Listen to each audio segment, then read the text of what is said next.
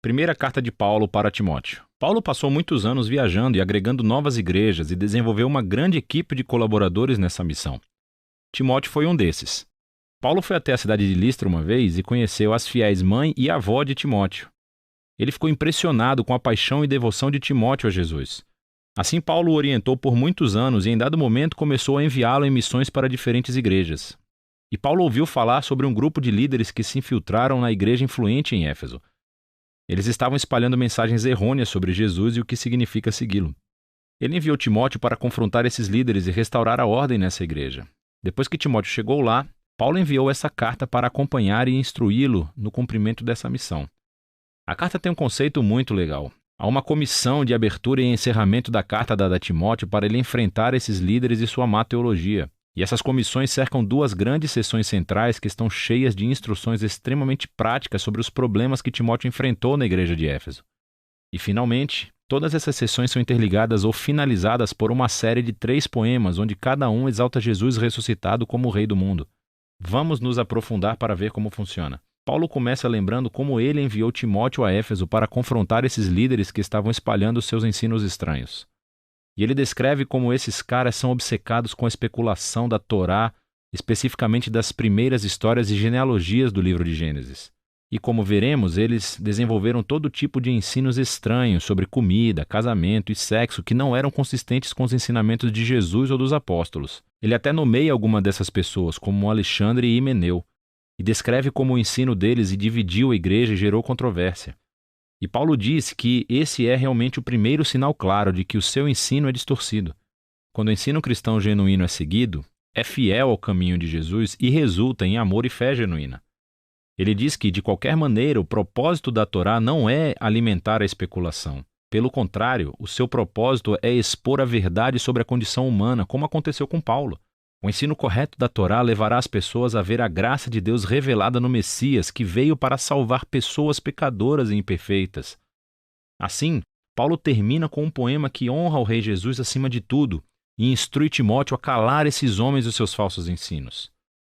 Então, ele aborda problemas muito específicos nessa igreja que foram causados pelos falsos mestres. Primeiro de tudo, ele instrui Timóteo a realizar reuniões regulares de oração na igreja para orar pelos líderes governantes de Roma e pela paz, porque a paz na terra cria um cenário ideal para os seguidores de Jesus continuarem espalhando a sua mensagem sobre o Deus da paz, que quer que todas as pessoas sejam salvas. O Deus que enviou Jesus como o único mediador para dar a sua vida pelo resgate de todas as pessoas. Em comparação com os falsos mestres, Paulo lembra a Timóteo que Deus quer salvar o mundo inteiro. E a oração vai manter isso na frente das suas mentes. Paulo também aborda problemas relacionados com homens e mulheres que estão sendo influenciados por esses líderes corruptos de Éfeso. Ele primeiro cala um grupo de homens que está sendo arrastado para as disputas teológicas raivosas iniciadas pelos professores. Ele diz que esses caras devem aprender a orar. Então ele confronta um grupo de mulheres ricas na igreja que estavam tratando as reuniões de domingo como um desfile de moda. Elas se vestiam de maneira tão sofisticada que envergonhavam a maioria das pessoas que não podiam pagar por um guarda-roupa daquele. E não apenas isso, mas algumas dessas mulheres também estavam usurpando posições de liderança na igreja. E estavam ensinando aos outros a má teologia dos professores corruptos. Então Paulo cala essas mulheres. Ele diz que elas não devem ensinar ou liderar na igreja. Então ele prossegue para explorar a história de Adão e Eva e a serpente de Gênesis capítulo 3. Agora, essa é uma daquelas partes da carta de Paulo onde, como Pedro disse, é meio difícil de entender o que ele quer dizer. Existem muitas opiniões diferentes sobre o que Paulo quis dizer aqui. Alguns acham que Paulo está proibindo as mulheres de ensinar ou liderar homens em qualquer igreja, e que seus comentários sobre Adão e Eva se referem a como Deus ordenou que somente os homens sejam líderes na igreja.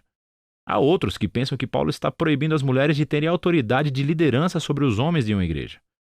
Mas que, uma vez educadas, as mulheres devem e podem ensinar como líderes em uma igreja sob a liderança masculina. E há ainda outros que pensam que Paulo está proibindo as mulheres somente em Éfeso, e que os seus comentários sobre Adão e Eva são uma comparação de como essas mulheres foram enganadas pelos falsos professores. Qualquer que seja a sua opinião, para Paulo, está claro que essas mulheres efésias precisam estar sob a liderança de Timóteo e obter uma educação teológica adequada. E o objetivo é ajudá-las a crescer para que um dia possam se tornar as ministras de destaque que Paulo menciona em outras cartas, como Febe, Júnias ou Priscila. Paulo continua abordando essa crise na liderança.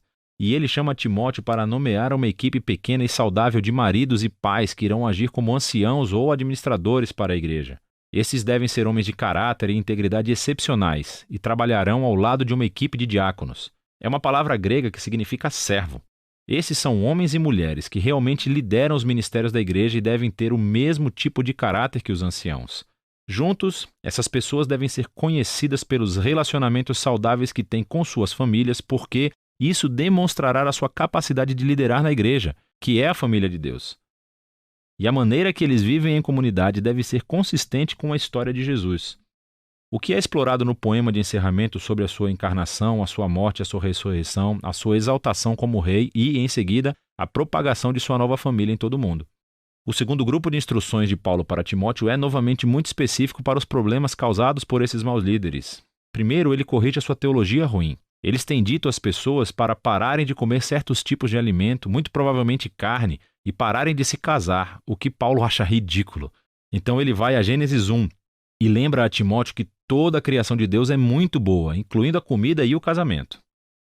Tudo deve ser recebido com gratidão por aqueles que conhecem e agradecem ao Criador. Paulo então passa a abordar problemas sobre o cuidado da igreja com as viúvas. O que estava acontecendo é que esse ministério muito importante estava sendo usurpado pelas viúvas mais jovens e ricas, provavelmente as mesmas mulheres problemáticas do capítulo 2. Elas se inscreveram para o apoio da igreja, mas depois passavam seus dias dormindo com outros homens, espalhando fofocas e prejudicando a reputação da igreja na cidade. Paulo não tolera isso.